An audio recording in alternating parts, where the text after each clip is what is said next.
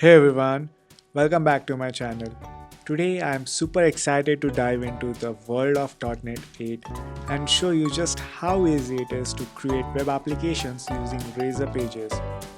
We'll be building an ASP.NET Core web application from scratch, exploring how to manipulate states and perform fetching and patching for your web app.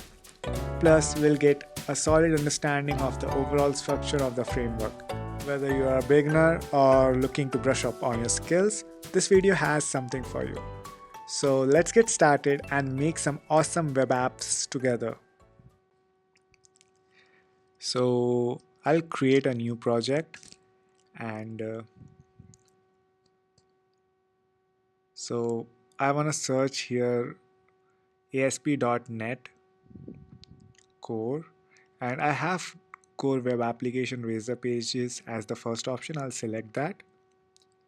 I'll keep the project name as Learn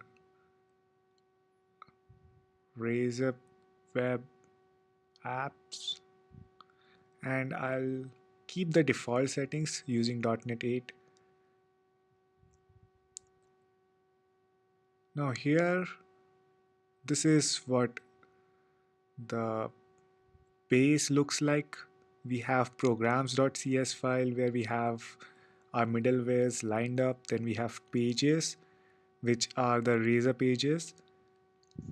So this is going to route it by default. We have uh, CSHTML that's referencing to layouts, which is in the shared folder inside pages. And then we have this is basically the top nav bar of the web application.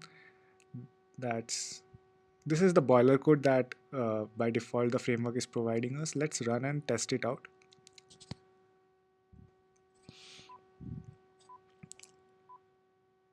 So that's what our boilerplate is generating on the web app. We have home tab and privacy tab. So basically we have just two pages, that's home page and privacy page. In the solution explorer in pages, we have these two pages, that's our rendering, privacy and index.cshtml. Let's try adding another page. So I'll right click on page and try to add, but Razor page is disabled. So let's try that again. I think we'll have to stop our application. So let's do that. Now when I try to add, Razor page is there. Let's select empty, add, and I'm going to rename the page as about. So it's going to be about.cshtml. Now here I have it. So this is the CSHTML and this is the .cs file. So the only thing I'm going to add on CSHTML page is a header, h1 heading, that this is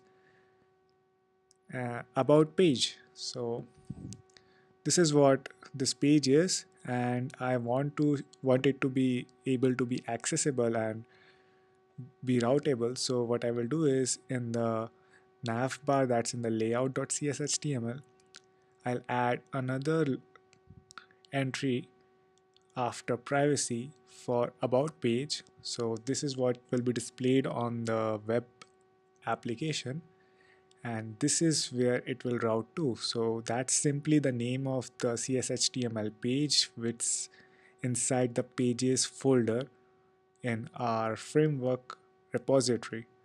So now if I refresh,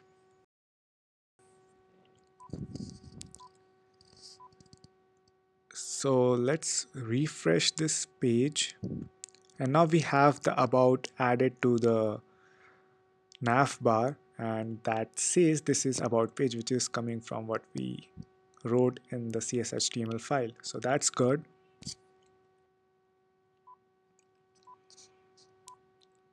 So now let's explore how we can manipulate when a page loads. Do we want to fetch something? Do we want to set something?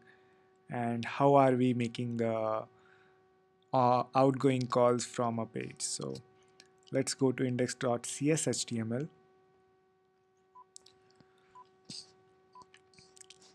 So I'm gonna go inside the cshtml.cs file for the index page. Over here I have some code already, but I'm not disturbing it, but adding my own code here. So what I want to do is I want to declare a string, or better, let's declare an integer. So this is going to be a public integer. For this variable, I'm gonna name it. mm, uh, let's call it display number or display integer, and this is going to be this can be get or set. We are allowing both the operations on this, and what I'm going to do is when on get, that is when this page loads, I'm going to define rand as a new random type. And what I'm going to do is I'm going to set the display integer as rand.next, which is going to be any integer that's randomly generated. So I am getting a red mark showing that there's something wrong. So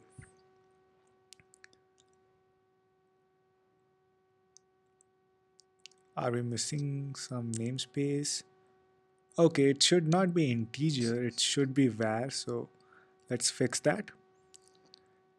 So this is a var, but the the thing it generates will be an integer. So we got this. Now what I'm going to do is we are setting the value of display number as a random integer, but we are not displaying it yet. So let's modify our CS_HTML file as well. So generated in,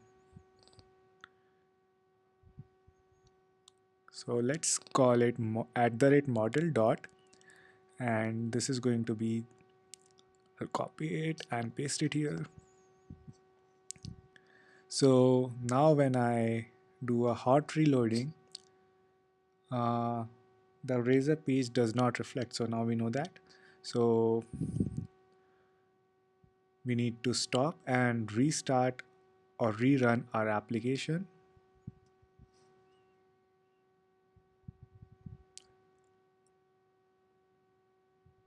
So here we have it.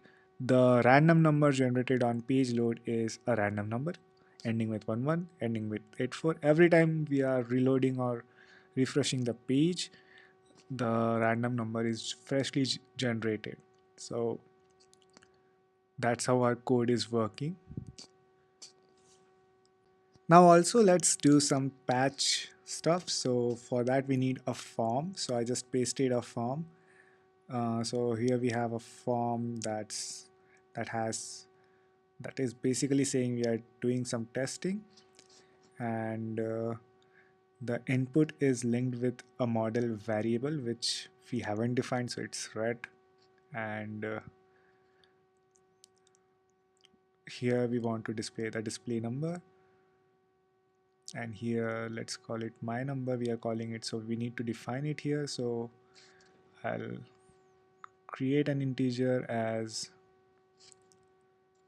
my number, and I'm going to bind it. So to do that, we add in square brackets bind property.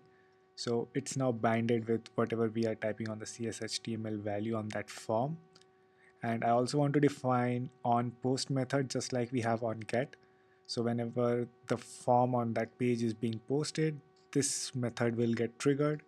And here what I want to do is I want to just update the display number with my number. So whatever the number I put on the form should be updated to the display number.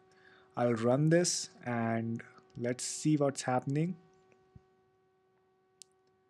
So this is me testing test type here. So we have 0 here, we can increment it. So these are, first of all, these are the numbers coming from display number that we have it here and here. That's clear. This number, my number, which is 0 because we never initialized it, uh, is here. We can increment and decrement by 1 using the arrow marks. So what should happen is when I do post, display number gets updated with my number. So 2 it is. If I type here 441 and submit, display number becomes 441. Refresh, everything gets reset.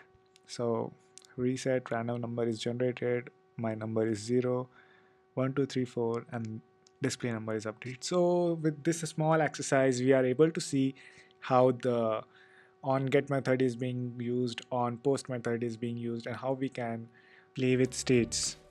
And that's a wrap for today's video.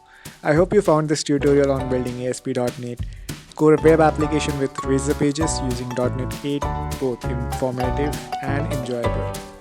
We have covered a lot, from setting up our project to manipulating states and performing fetching and patching. If you have any questions or need further clarifications, feel free to drop a comment below. Don't forget to like, share, and subscribe to stay updated with more exciting content. Thanks for watching and happy coding!